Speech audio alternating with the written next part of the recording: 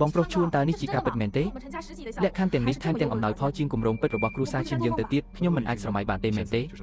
កិច្ចព្រមព្រៀងត្រូវបានរៀបចំដោយស្វ័យប្រវត្តិរួចហើយអ្នកគ្រាន់តែត្រូវចុះហត្ថលេខាលើវាដើម្បីធ្វើឲ្យវាមានប្រសិទ្ធភាពបងប្រុសជួនខ្ញុំពិតជាដឹងគុណអ្នកណាស់ខ្ញុំគ្រាន់តែធ្វើតាមបំណងប្រាថ្នារបស់ឪពុកខ្ញុំដឹងថាអ្នកប្រកាសជាបាននិយាយពាក្យល្អជាច្រើនដើម្បីឲ្យឪពុករបស់អ្នកយកព្រមលើកនេះបើមិនដូច្នោះទេដោយសារលក្ខណៈសម្បត្តិរបស់គ្រួសារឈានយើងនឹងមានសំណាងណាស់ក្នុងការទទួលបានគម្រោងមួយដែលមានតម្លៃរាប់សិបលានដុល្លារលើកនេះវាទាំងអស់គឺអរគុណអ្នកទេវាហាក់ដូចជាអ្នកជំនាញពិតជាមិនបានប្រាប់គាត់ទេប៉ុន្តែខ្ញុំមិនបាននិយាយថាវាជាការធ្វើរបស់ខ្ញុំទេអ្នកជាអ្នកដែលបានដាក់ឈ្មោះឲ្យខ្ញុំបងប្រុសជួនខ្ញុំពិតជាមិនដឹងពីរបៀបអរគុណអ្នកឲ្យបានគ្រប់គ្រាន់ទេអ្នកដឹងពីអ្វីដែលខ្ញុំចង់បានបងប្រុសឆៅចាំខ្ញុំផង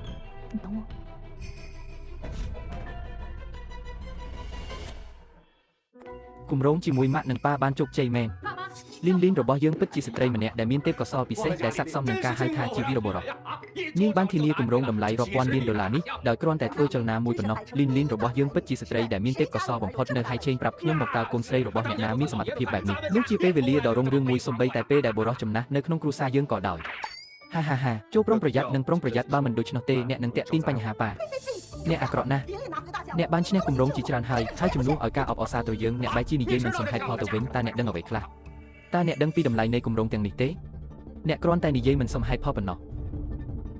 គូយានអ្នកបាននៅជាមួយយើងអស់រយៈពេល3ឆ្នាំមកហើយរយៈពេល3ឆ្នាំនេះខ្ញុំបានធ្វើតាមបំណងប្រាថ្នាចុងក្រោយរបស់លោកតាយ៉ាងតឹងរឹងដោយផ្ដល់អាហារនិងភេសជ្ជៈដល់លោកប៉ុន្តែយើងនៅតែមកពីរង្វង់ផ្សេងគ្នាទាំងស្រុងគម្លាតរវាងពួកយើងគឺធំពេកនិយាយដោយត្រង់ទៅអ្វីគ្រប់យ៉ាងនៅក្នុងគ្រួសារខ្ញុំកំពុងដំណើរការទៅយ៉ាងល្អចុះនៅពេលនេះចំណុចអវិជ្ជមានតែមួយគត់គឺកូនស្រីរបស់ខ្ញុំបានរៀបការជាមួយមនុស្សអាក្រក់បែបនេះពេលខ្ញុំឃើញថាកូនស្រីឆ្លាតវៃមានសមត្ថភាពនិងស្រស់ស្អាតរបស់ខ្ញុំបានរៀបការជាមួយមនុស្សអាក្រក់បែបនេះខ្ញុំខឹងខ្លាំងណាស់ខ្ញុំមិនមែនជាមនុស្សអាក្រក់នោះទេខ្ញុំមិនមែនគ្មានប្រយោជន៍ទេខ្ញុំនៅទីនេះដើម្បីបំបែកភាពជាប់គាំងរបស់អ្នកគ្រប់គ្រាន់ហើយស៊ូយុនតើអ្នកអាចជប់និយាយអំពីរឿងមិនប្រាកដនិយមនិងគ្មានមូលដ្ឋានទាំងនេះបានទេ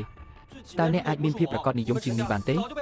ប្រសិនបើមិនមែនដោយសារខ្ញុំក្នុងរយៈពេលប្រហែលឆ្នាំចុងក្រោយនេះទេគ្រួសារឈែនរបស់អ្នកនឹងត្រូវបានបែងចែកនិងស៊ីដោយគ្រួសារធំនៅហើយឆេងជាយូរមកហើយដោយមិនបន្សល់ទុកសូម្បីតែឆ្អឹងអ្នកក៏នឹងស្លាប់ទៅហើយឥឡូវនេះ